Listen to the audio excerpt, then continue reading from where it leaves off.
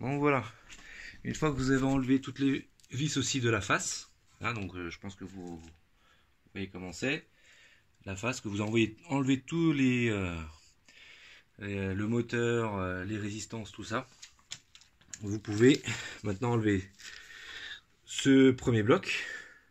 Donc vous tirez avec ça, comme ça vous pouvez nettoyer tout l'intérieur des tiges, hein. Donc vous voyez, hein, c'est là où, donc là arrive, voilà, je le bloque avec mon pied parce que là les photovoltaïques, les résistances et voilà. Il y a une qui est cramée, ou c'est peut-être mon ancien mec de granulogie qui a dû en couper une, mais bon, au moins comme ça les granulés ils tombent pas dedans. Mais bon, avant qu'ils tombent dedans, les photovoltaïques. Et voilà. Et après, il faut nettoyer tout ce qui est un petit coup d'aspirateur. Hein. Après, pas pour rentrer dedans. Ouais. Et ensuite, vous enlevez. Donc voilà. Et là, il faut bien tout gratter.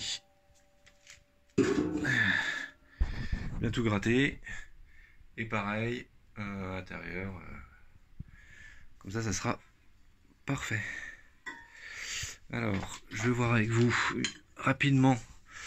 Donc, votre... là, je parle de la résistance. Donc, elle est...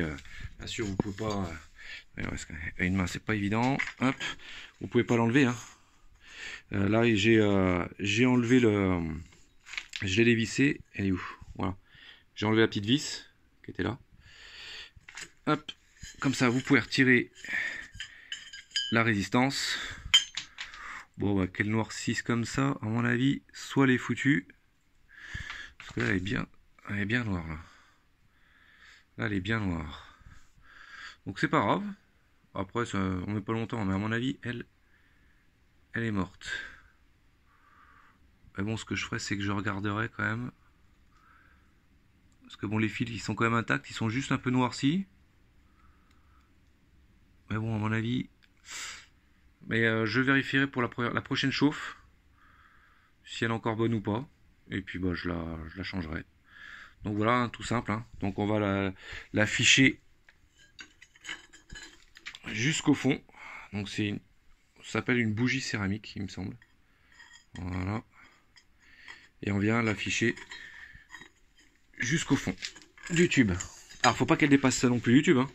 Faut qu'elle se présente à quelques 1 cm vraiment. Qu'elle reste 1 cm au fond. Ouais, c'est un peu limite. Faut qu'elle dépasse pas. Mais qu'elle soit pas à fleur non plus, mais au moins 0,5 cm. On doit pas, quand on regarde comme ça, elle ne doit pas dépasser. Et elle doit se présenter à peu près à ce niveau-là. 0,5 derrière le bout de la tige en ferraille. Et voilà. Donc bah une fois que vous avez bien nettoyé l'intérieur, les tubulures, l'intérieur de votre chaudière, un coup d'aspirateur, il n'y a plus qu'à remonter. C'est vraiment très simple, c'est de la mécanique très très simple. Un granulogile. Bon après ils sont tombés parce que bon, ça c'est après c'est un autre débat. N'oubliez pas de, comme je dis, de regraisser. Vous voyez, je vais nettoyer ça. Et puis ouais, hop. Et puis ruler avec de la graisse bon, universelle ou de la mécanique. Pour les vis, moi j'aime bien mettre un petit coup de WD-40. Et ensuite, on parlera de tout ce qui est électrique. J'ai 2-3 petits conseils à donner pour ceux que j'ai vus là sur le forum qu'ils ont, mais j'ai déjà dit, mais je vais le montrer en vidéo. Au niveau électrique, comment chauffer l'eau, parce qu'elle peut pas faire, elle chauffe, c'est tout, elle chauffe. Elle peut pas faire l'eau chaude sanitaire et l'eau chaude pour les radiateurs. Donc c'est à dire que en plein été, quand vous voulez chauffer votre eau chaude sanitaire, elle va chauffer et vos radiateurs seront chauds. La pompe elle va se mettre en route, je crois qu'elle se met en route à partir de 45 degrés ou 50 degrés.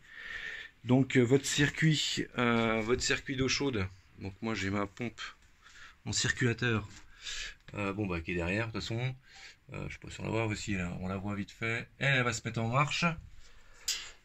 et elle va se faire circuler de l'eau chaude en plein été, à 30 degrés dehors. Et ben j'ai une petite astuce qui ne va pas non plus péter votre chaudière. Moi par exemple, je la fais chauffer 1 heure la nuit, en plus en mode heure creuse, la nuit, juste 1 heure. Donc j'ai chanté l'alimentation de la pompe, donc avec ce bouton. Donc j'ai une position en gros été et une position hiver, donc là elle est en position encore été.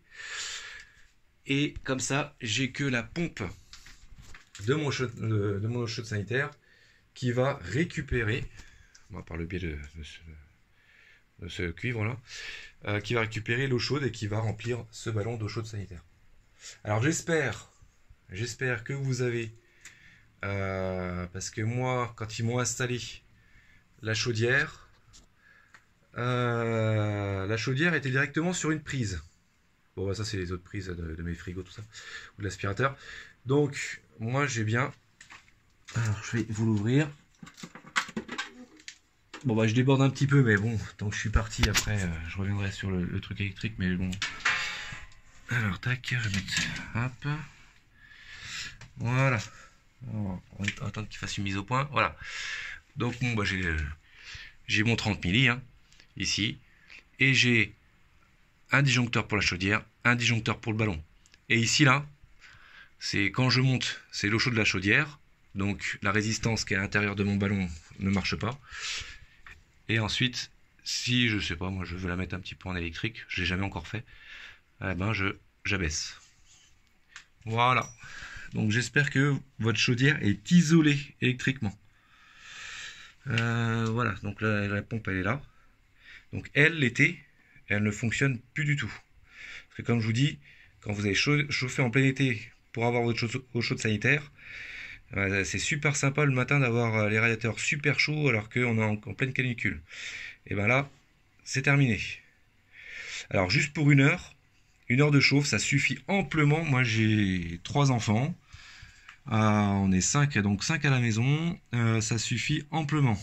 Donc on s'habitue, et après quand j'ai des amis, et ben je rechauffe un petit coup l'après-midi avant que, voilà, c'est tout, parce qu'il y en a qui prennent la douche le matin, le soir, donc comme ça, voilà, je rechauffe juste 1 heure de plus dans la journée pour que mes amis puissent